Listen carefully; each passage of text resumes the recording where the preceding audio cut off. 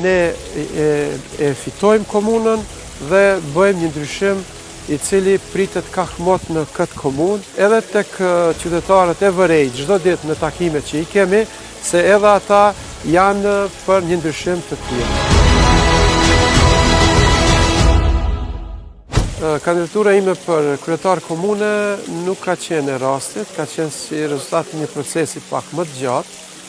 në bashkë bisedim dhe në bashkë renditje të aktiviteteve tona, gjithashtu edhe me ndihmën e shokëve dhe miqve, të cilët kanë vlerësuar që unë të marrë barën e kandidaturës, normalisht unë atë e kam pranuar me përulësinë dhe përgjegjësinë më të madhe, me idenë që ne